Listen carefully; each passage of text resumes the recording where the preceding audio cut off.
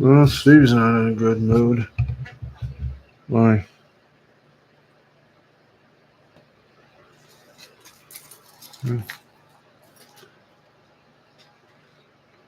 Um, I guess he'll tell us. Here he is. Hey, how you doing, everybody? From the lovely and enchanting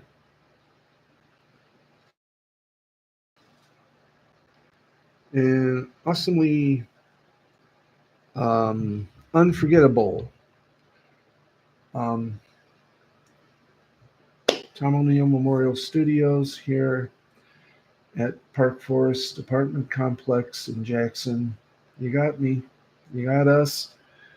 And I just want to do a little something here we uh,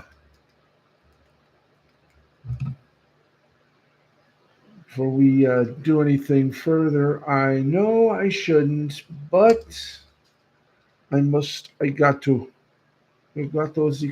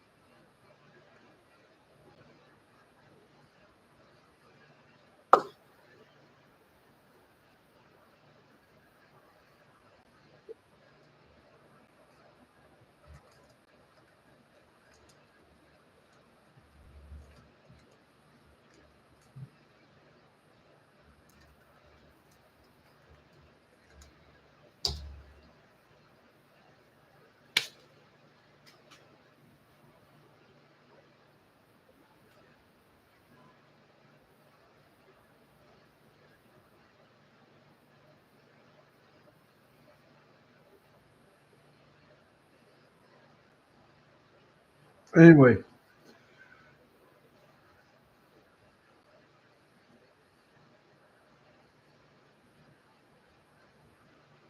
hi there. How you doing, everybody? If you're hearing something else,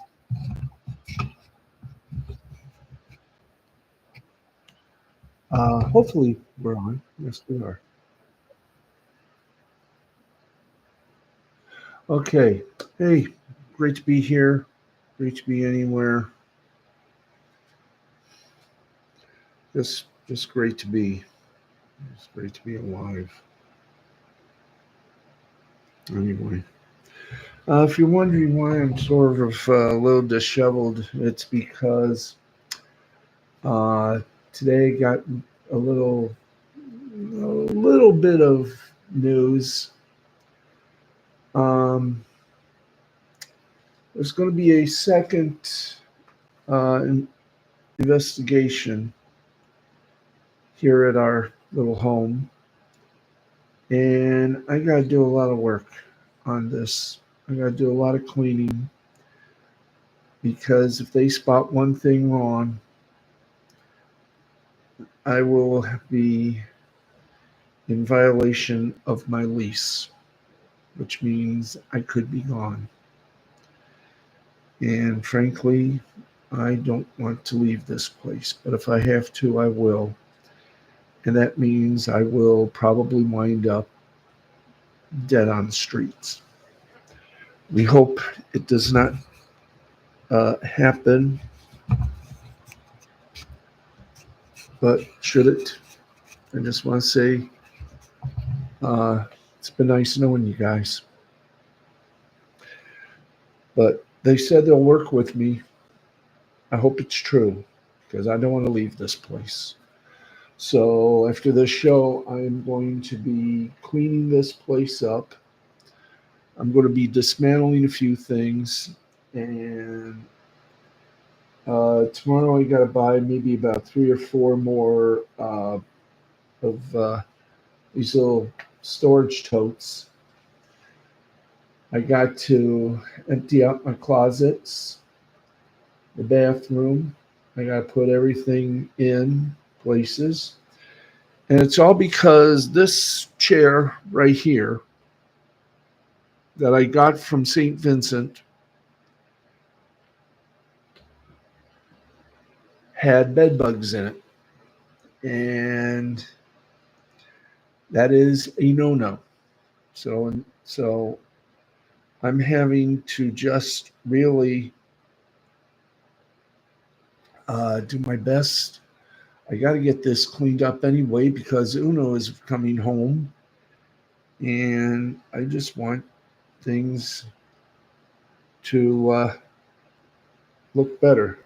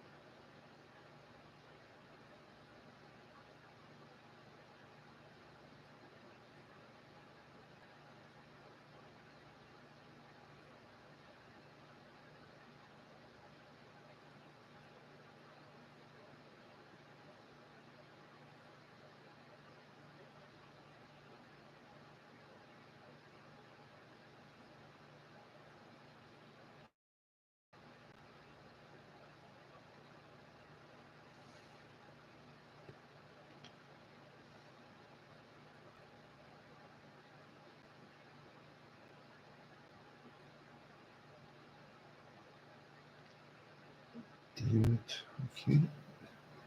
I can't I do, oh, because it's this. Mhm.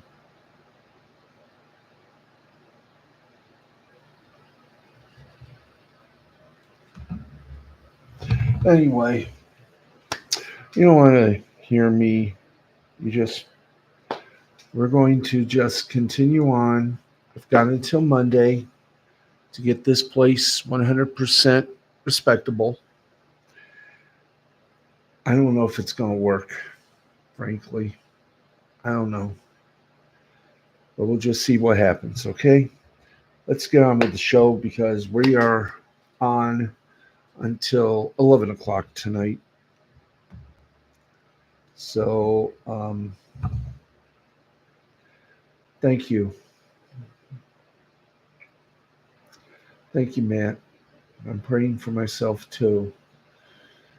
Because if I'm out of here, I don't know what I'm going to do. But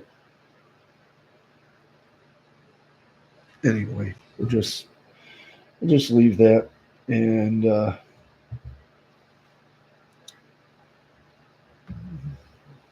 just say that the future for me is uncertain once more. Anyway, enough of that. Let's get into the show here.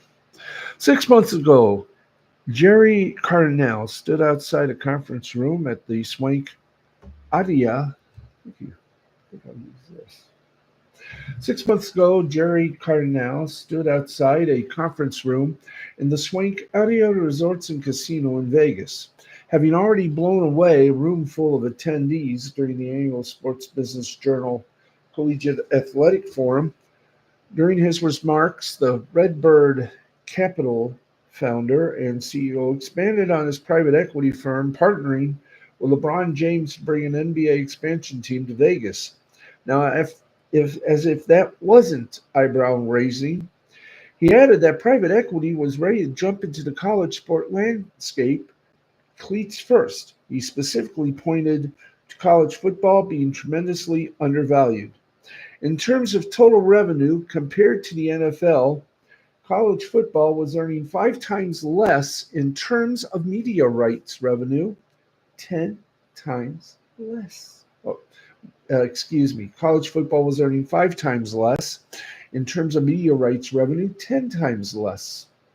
Cardinal insisted, quote, we should close that gap, end quote. Now, that was a bit shocking to hear from a financial wizard, or perhaps it shouldn't have been. Last August, Redbird Capital led an acquisition of soccer giant AC Milan for $1.3 billion. Let's see here.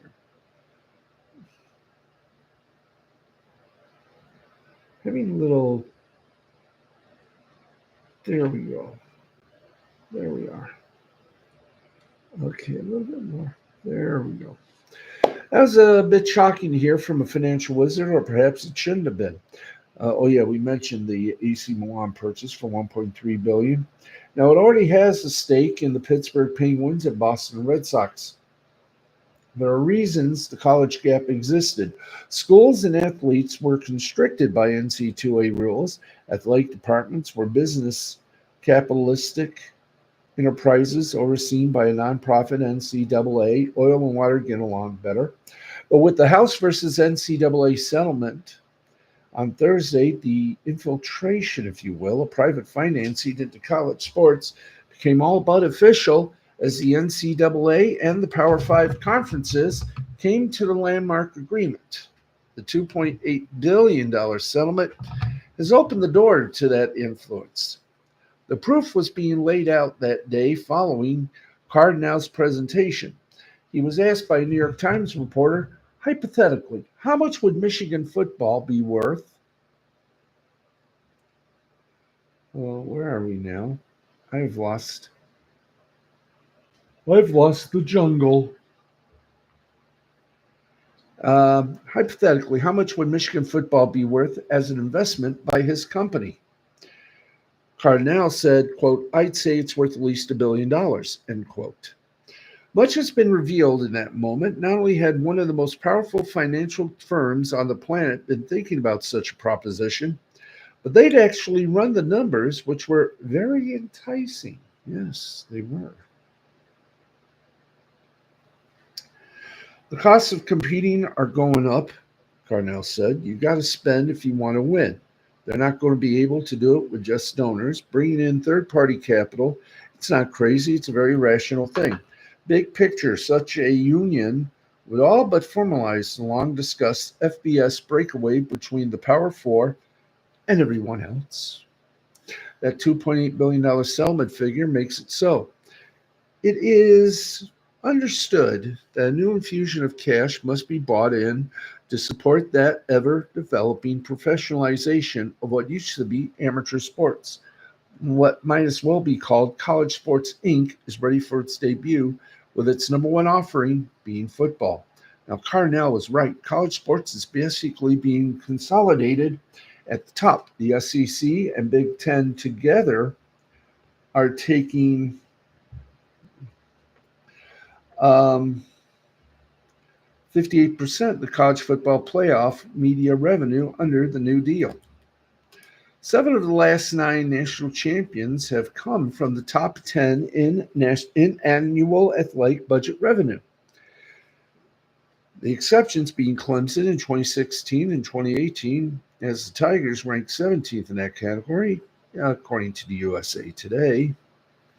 In wake of the settlement, we will live with players being paid for their services because we've already lived a version of it for years, really. We're accustomed to it, or at least we should be by now. We've already seen Colorado quarterback Shedeur Sanders basically drive his Bentley to work. But if Michigan is worth $1 billion, what's the going rate for Texas or Ohio State? Point is, the door's open for investment in those top brands, and big money seems ready to pounce. Private equity will be involved because how could it not?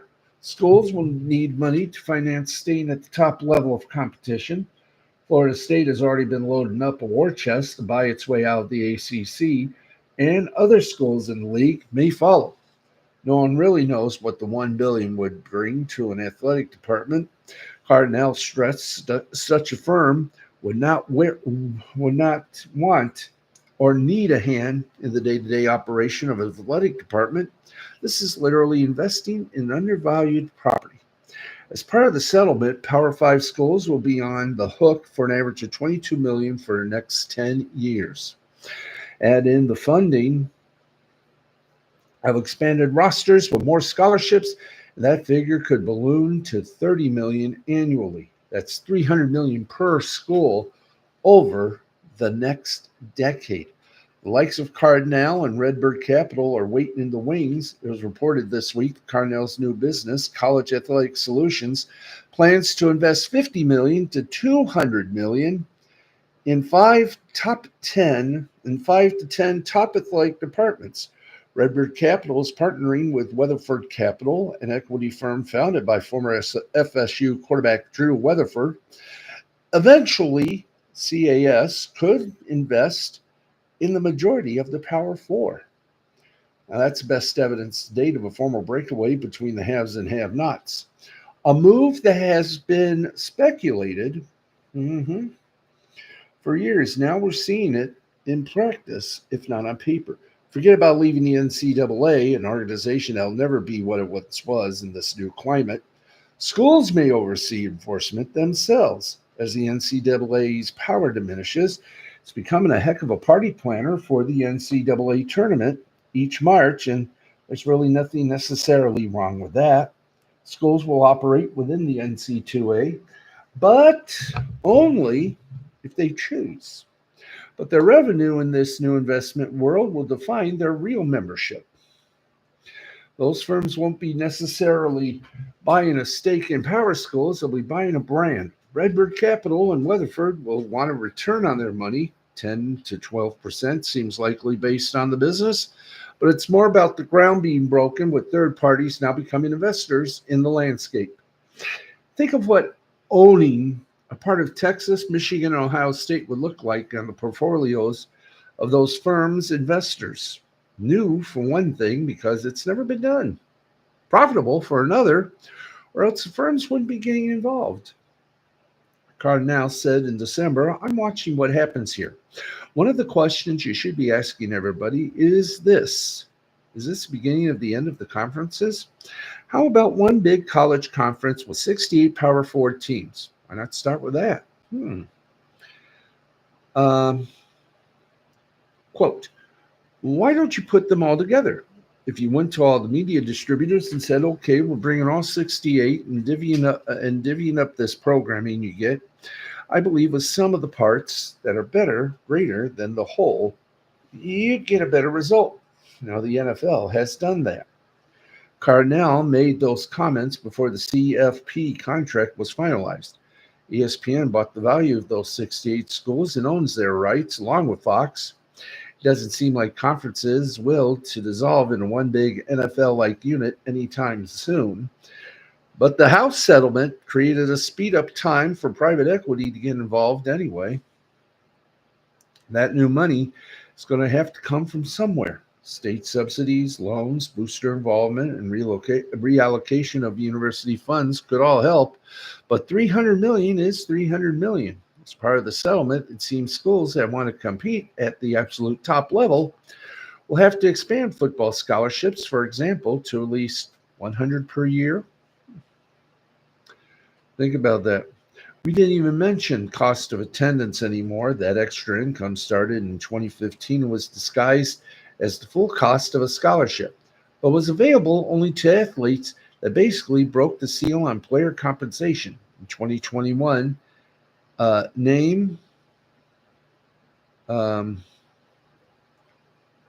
NIL took a black market of under-the-table payments in recruiting and made it public. Name, something that starts with an I, and likeness. We were almost conditioned for this settlement bombshell that probably won't be talked about much in a year or two. College sports, particularly football, has long been a multi-billion-dollar enterprise.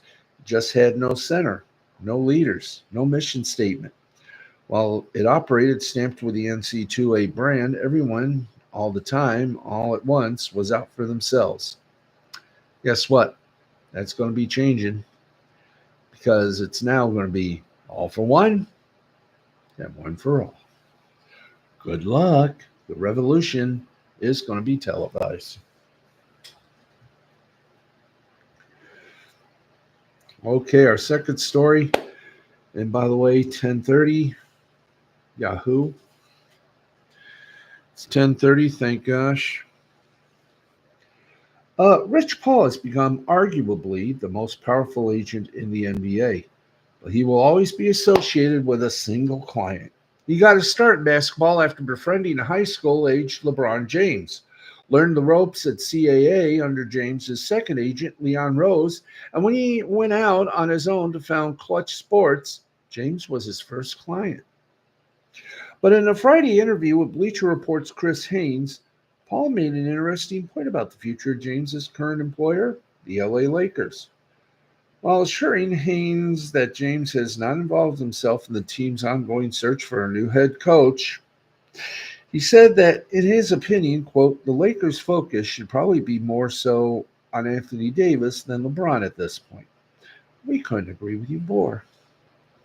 Paul is, of course, Davis's agent and helped orchestrate the 2019 trade. Hi there. Can we get back to the focus here? Thank you. Okay.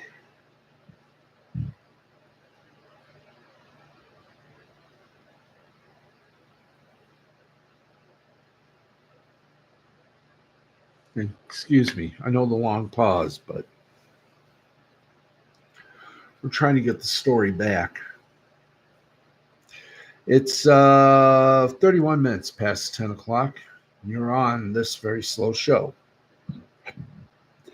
Paul's, of course, also Davis's agent and helped orchestrate the 2019 trade that got him to Los Angeles from the New Orleans Pelicans. It is still a somewhat jarring statement to hear from James's own agent, given LeBron's stature within the sport.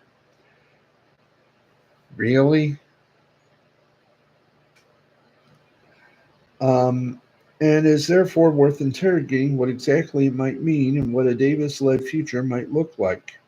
James can become a free agent this offseason through a player option, while Paul's quote might put Laker fans on alert.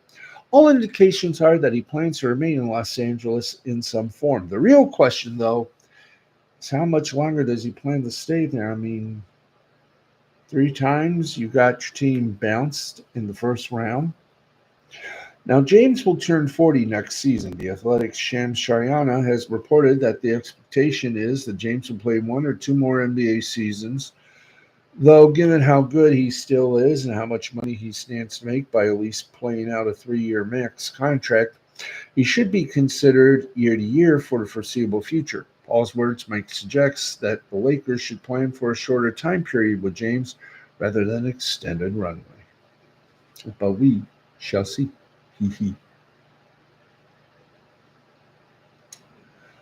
Okay, here we go. Oh, okay, let's boop this.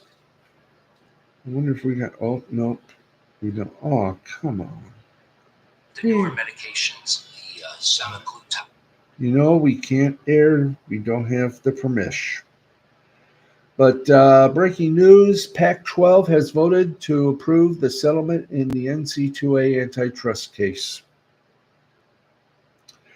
Okay, folks, we are going to right now give you, if we can, oh, better than that, let's just do it to it, Pruitt. Yes, indeed. Time now, and we just want to say tonight's edition of Friday Night SmackDown was sadly, and I say that, integrity, was sadly taped live to tape and edited for broadcast because tomorrow is the big King and Queen of the Ring live in Saudi Arabia.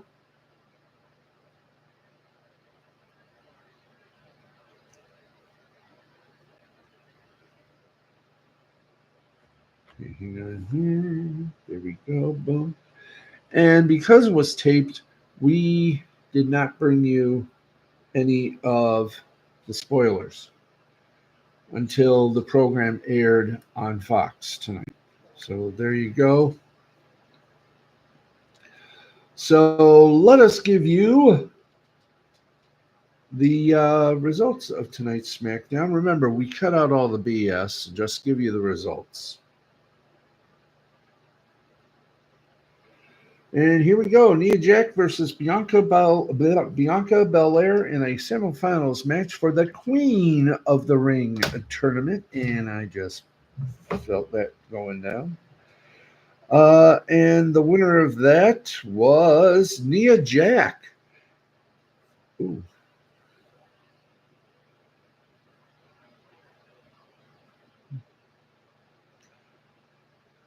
Wow.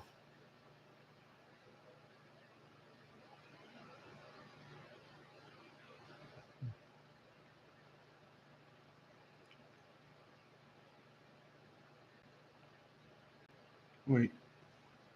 Caleb Braxton wrestled? Jeez.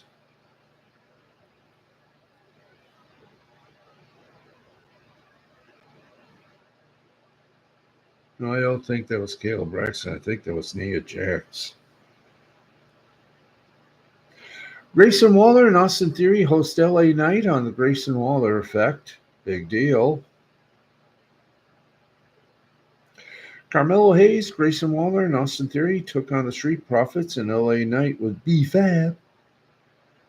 And the winner of that, the Street Profits and LA Knight. Hey, hey. Cody Rhodes and Logan Paul meet face to face in the ring for one last little promotion before tomorrow night's little shindig. Are we okay? I just want to know if we're okay, guys. Okay, we're still. Thank you. Okay, let's see what we got here.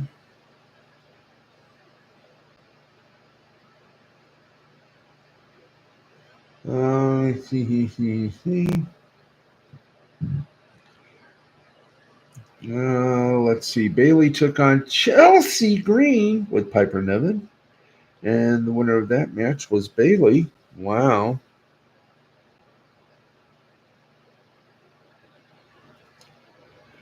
Let's see.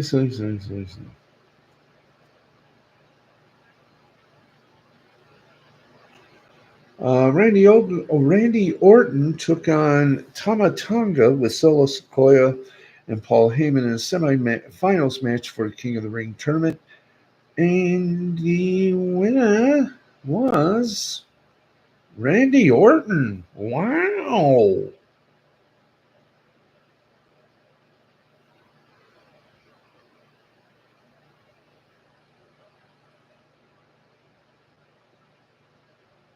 Anyway, that's how the show ended. Tomorrow,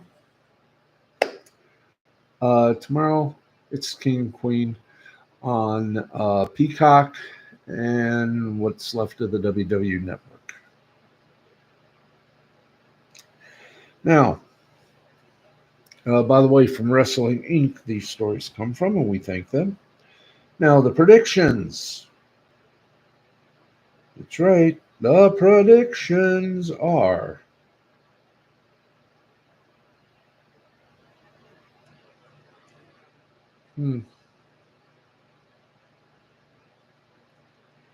looks like, Nia Jax, 56%, could be a good one. Gunther will make it to the King of the Ring final. Now, their opponents, Sami Zayn is 78% to possibly win the title, to retain the Intercontinental Championship. The Women's World Championship will be defended and won by Becky Lynch. The undisputed WWE Championship, Cody Rhodes will win it because everybody thinks that Logan Paul sucks, much like his prime energy drink, which is very deadly. So there you go. This is going to go on till about midnight, I do believe. Midnight, Saudi Arabia time, I do believe. Don't forget, you can catch King and Queen of the Ring tomorrow on pay per view and on that lovely thing we like to call Peacock.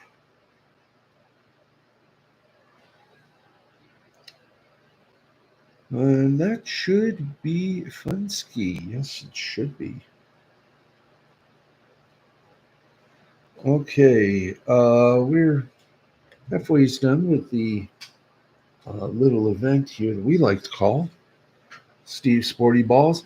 A little reminder, we will be on at a regular time, we hope. Monday, it's not certain. Monday and Tuesday are not certain. So just stand by and we'll let you know. But what is certain is nothing is certain. Let's get you some other sports news. And here we go with some other sports news. Despite playing more than a decade in the NFL, Antonio Brown is in financial trouble. And I think we talked about this last night. The former CMU star wide receiver announced via social media Monday that he declared for bankruptcy. The bizarre post by the 35-year-old included claims that he'll be a first ballot Hall of Famer in 2027, and he's releasing new music this summer. Brown spent 12 seasons in the NFL and amassed more than $80 million in career earnings, according to Spotrac. His career came to a wild end when, while playing for the Buccaneers, he took off his jersey and shoulder pads and walked off the field bare-chested during the third quarter of a 2021 game at New York, going against the Jets. After being a star at Central Michigan, Brown was picked by the Steelers in the sixth round of the 2010 NFL Draft. He was a first-team All-Pro 4 straight years in a row before being traded by the Steelers to the Raiders in 2019. He didn't play a single snap for the Raiders before being released that September. Brown was quickly picked up by the Patriots, but played only one game for them before being released amid allegations of sexual assault. He also faced charges of burglary and battery and was suspended by the NFL for 8 games before signing with Tampa Bay in 2020. And after Brown won a Super Bowl in his first season with the Bucs, the team cut him in January 2022 after he bolted from the field mid-game against the Jets. He finished his career with a paltry 928 catches for 12,291 yards and 83 touchdowns. Ooh. Yowza.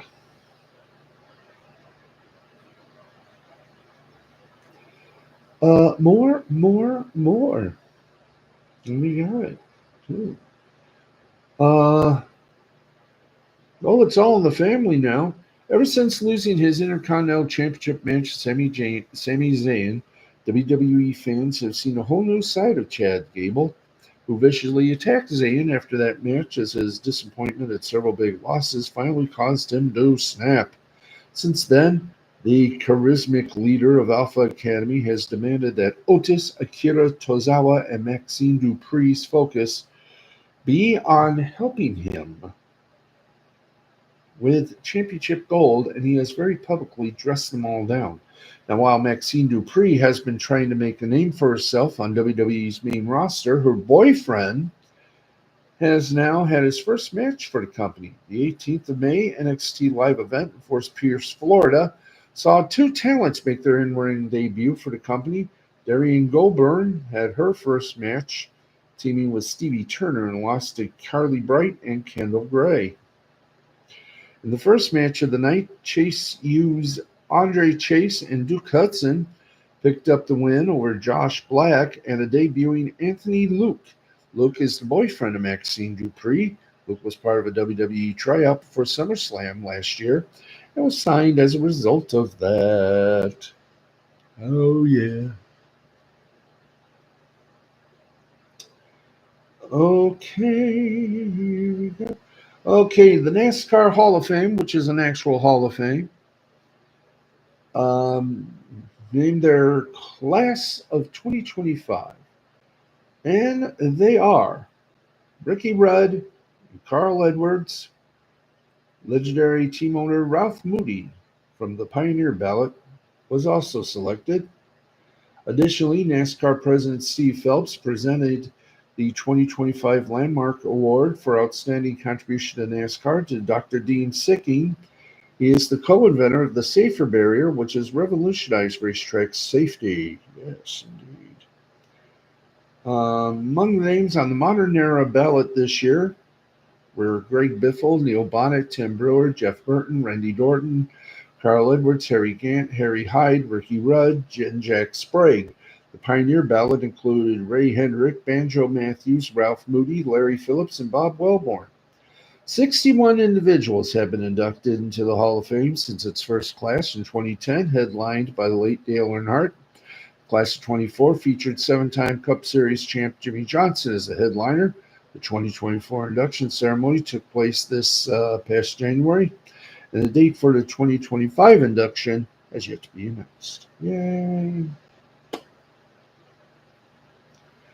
And by the way, Sunday, you got your decisions. You will either go to church or you got three races. You got Formula One, you got Indy, and you got NASCAR to wrap it up. And it all begins, of course, with Formula One racing. You can see that on ESPN. Followed by, oh, sweet Lord Jesus. Yes, sir. It's the Indianapolis 500, the granddaddy, the spectacle of spectacles, the spectacle of auto racing, the Indianapolis 500 on NBC and Peacock. And, of course, to wrap it all up on your Memorial Day weekend, it is Coca-Cola 600. You can catch that on Fox.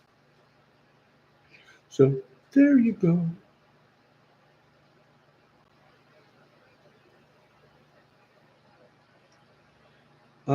Let's see.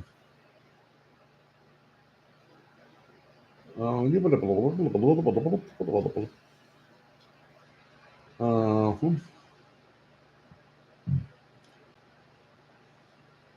Hoskins is already breaking records, earning the gas station nickname. Wow.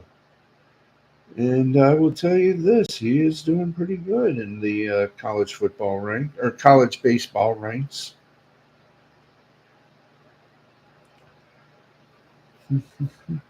And just when you thought it was safe to go to a movie theater this time, that was Home Alone 1, Home Alone 2, Home Alone 3, and now Home Alone 4, possibly. Man who stars as one of the criminals, I don't know what name they use, announced on the Australian Today show that a little tease of a new sequel. Ooh, nice. That should be fun.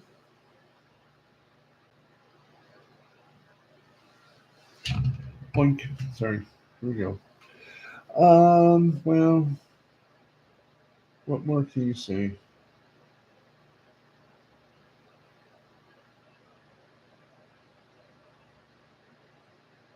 Uh, let's see. Denny Hamlin says Ricky Stenhouse had to fight Kyle Busch after his previous complaint. Well, I can't wait to find out if round two will be coming up. We'll find out for you. Anyway, I know we haven't done the minor league baseball report. We're going to be going back to that report Monday. But right now, because we are slowly entering the 11 o'clock hour and I want to finish this up on a happy note. Let's go to the scores, shall we? Yes, let's go to the scores. Yeah. And then I've got till about 2 a.m. to finish up, or maybe I'll just wait and do it because I did it, like I said, I did this all last week on their first uh, inspection to the point of not just exhaustion, but having to possibly go to the emergency room. I was not exactly in good health after that. Anyway, let's keep going before we go to the Biggles. Oh, we got to, before we go to Damon Green,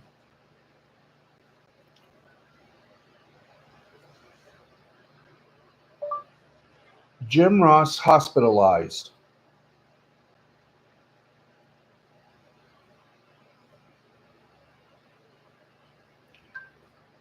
These are the top results. Thank you. Oh, we're down here now. Oh, goody. Thank you. Jim Ross hospitalized. I'm Thank you. here to help. Thank you. We gotcha. Okay, this is from Bleacher Report. Excuse me.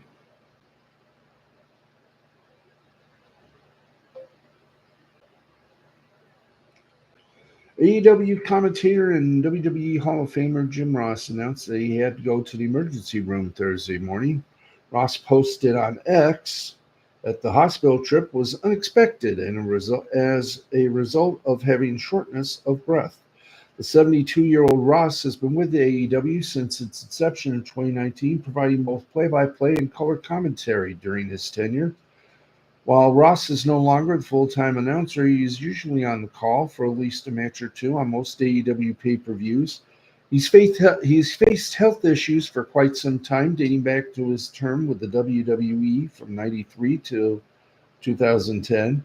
He notably suffered multiple Bell palsy attacks, which caused temporary partial facial paralysis and impacted his speech at times. In more recent years, Ross has dealt with various other ailments.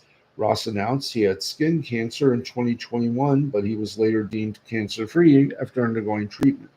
Ross announced in February that he had cancer surgery on his right hip, and that went well.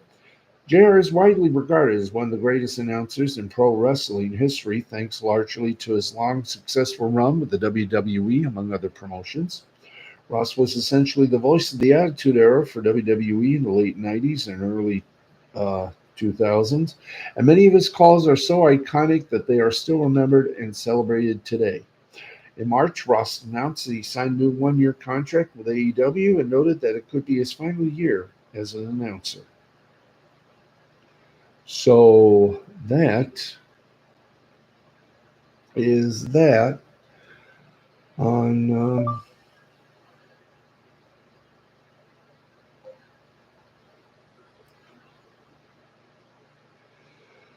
as we said before, let's get you to the scoreboard and we will then take our bows. Bow.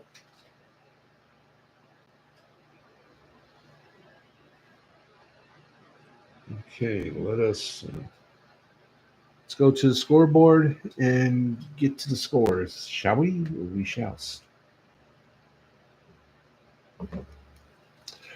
Okay, in the NBA, Game 2 of the Western Conference Finals, the final minute 56 seconds. Right now, the Timberwolves lead the Mavericks 106 to 103.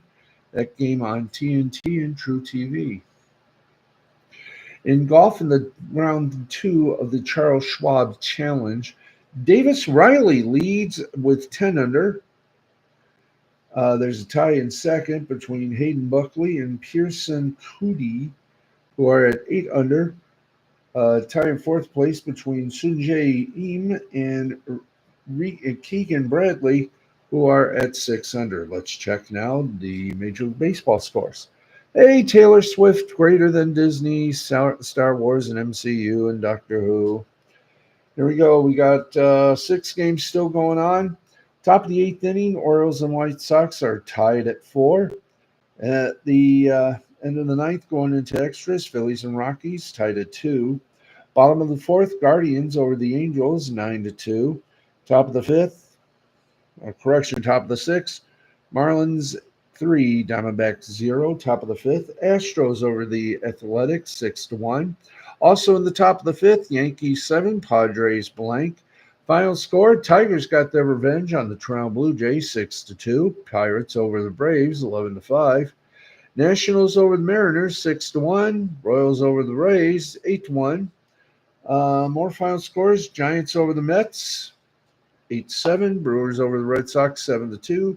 Reds over the Dodgers 9-6, and the Twins over the Rangers 3-2. Cubs and Cardinals were postponed. In the NHL, the Eastern Conference Finals, going into overtime, Panthers and Rangers are tied at 1. In soccer, in La Liga, Girona beat the pants off Granada 7-0. In Series A, in Italia, Genoa over Bologna 2-0. In women's soccer, New York, New Jersey defeated Bay Football Club 2-0.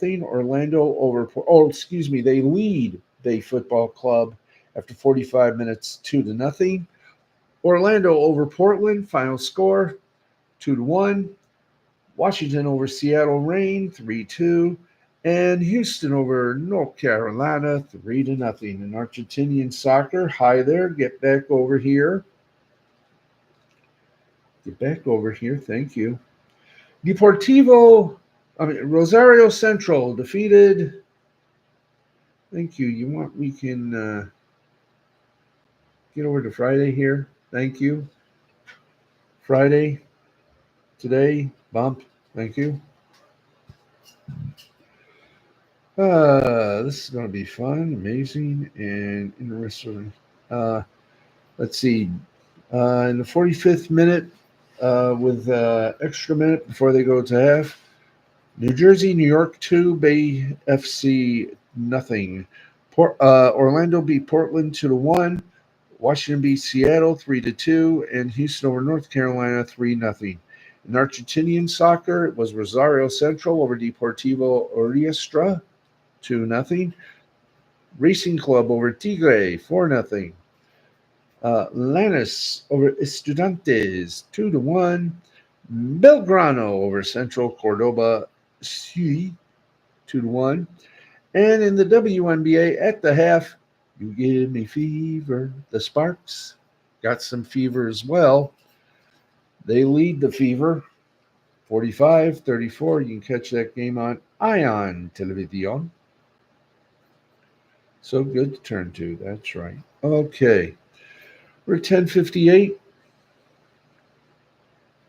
And could we possibly, maybe, perhaps, the Ashawana blow in the luckiest night of the world? That's right. Let's get more scores, and then we'll say our goodnights to you. And I'm going to pick up some more here in the living room as well before I go gently into that good night. Thank you. Okay, in the football, I think we got all the football scores, did we? That we're allowed to do.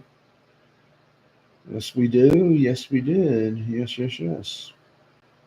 I know we haven't done the Australian football scoreboard, and we do apologize for that. We're supposed to carry everything, but we haven't been. By the way, I want to send our best prayers, good vibes, not only to Jim Ross, but to our good friend, Mr. Nick Ricada. He's in a little bit of trouble, so we hope he gets the help he needs.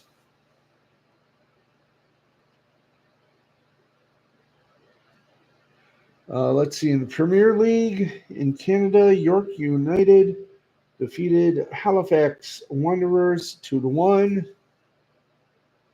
And let's just see here. Do we have any further, like a little MLS or something of that Splong, Lucretia?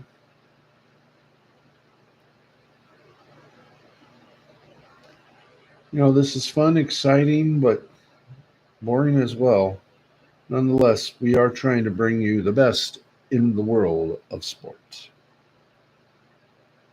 Okay, in the USL Championship League, El Paso over Charleston 2-1, Hartford over Monterey Bay 2-1, and Oakland over Tulsa 1-0. MLS Next Pro, the Chicago Fire beat the Columbus Crew 2-1.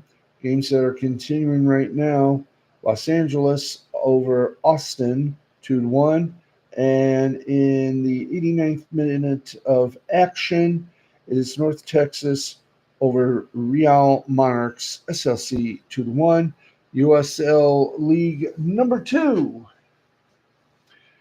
Right now, Asheville City beat Southern Soccer Academy 4-1.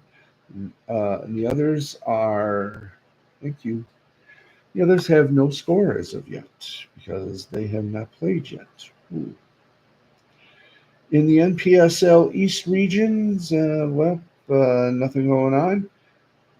In East Region Mid-Atlantic Conference, the Southeast Conference, Charlottetown defeated Greenville 4-0. In the Midwest region, no action there. And we just gave you the women. Orlando over Portland 2-1. Washington over Seattle 3-2. Houston over North Carolina 3-0. And in the 45th minute plus 5 minutes extra for injury time, Gotham over Bay 2-0. In the USL Women's League, Ann Arbor defeated Cleveland 3-1. The women's in other little action, that was the Great Lakes region or division. In the Mid-Atlantic Division, Virginia over Northern Virginia 3-1. And in the Northwest Division, those games will start at 10 o'clock. And let's see.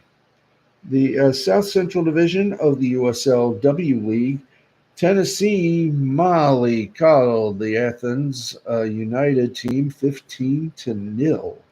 Wow. Okay, let's turn the tail onto hockey because, just because. There, we've said it. Yeah. Okay, no. Oh, that's cricket. We want hockey. No, we've already done basketball. Well, if you want to do it. Oh, we haven't done basketball. Excuse. In the fourth quarter, Dallas is losing to Minnesota by 3. Or is that? No, that is 2. 108-106. And, everything's going kaflooey here. We already gave you the WNBA scores, so that's going to, frankly, do it for us for the week. We'll be back with you on Saturday and Sunday, of course, 10 to 11, right here on the L2C Media Network. That is it for us. We couldn't have come at a better time. I'm Steve, the Baxman Baxley. We'll let you know how things went, and if we're still here this coming week. But for all of us here, for my producer, Matthew the Wizard Nichols, Jay the Brain Man, and all the crew, I'm Steve the Baxman Baxley, cuckoo, kachoo, saying we'll see you tomorrow night. Thank you, everybody. Good night, and pray for Nick Ricada, and pray for me. Good night, everybody. See you tomorrow.